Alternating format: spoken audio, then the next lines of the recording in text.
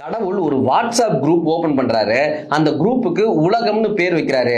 மலையையும் காடுகளையும் மரங்களையும் வானத்தையும் பூமியையும் சூரியனையும் சந்திரனையும் மெம்பரா சேர்க்கிறாரு.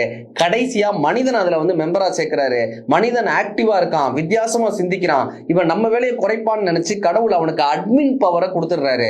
அட்மின் பவர் கிடைக்கப்பட்ட மனிதன் கடவுளுக்கே தெரியாம கடவுளுடைய அட்மின் பவரை ரிமூவ் பண்ணிடுறான். அட்மின் ஆனதுக்கு அப்புறம் மரங்களையும் நீர்நிலைகளையும் அந்த குரூப்பை விட்டு ரிமூவ் பண்ணிட்டு ஷாப்பிங் மாலையும் கட்டிடங்களையும் அபார்ட்மெண்ட்டையும் அந்த குரூப்ல ஆட் பண்ணிட்டே வர்றான். தன்னுடைய நண்பனான மரங்கள் இல்லாத இடத்துல நான் இருக்க மாட்டேன்னு சொல்லி மலை அந்த குரூப்பை விட்டு லெப்ட் ஆயிடுது. மலையும் மரங்களும் போன காரணத்தினால இந்த சூரியன் அந்த குரூப்ல கேள்வி கணைகளால சுட்டெரித்து கொண்டே இருக்கு. மனிதனை எப்ப அந்த குரூப்ல இருந்து ரிமூவ் பண்ணலாம்னு சூரியன் காத்து கொண்டே இருக்கு. மனிதன் என்ன நினைக்கிறான்னா, நான் தான் அந்த குரூப்புக்கு இன்னும் அட்மின் நினைச்சுக்கிட்டே இருக்கான். ஆனால் அந்த அட்மின் பவர் எப்பொழுதோ கடவுள் அந்த சூரியனுக்கு மாற்றி விட்டார் என்பது தெரியாமல் இருக்கிறதால் சூரியன் மனிதனை சுட்டெரிக்க காத்து கொண்டிருக்கிறது.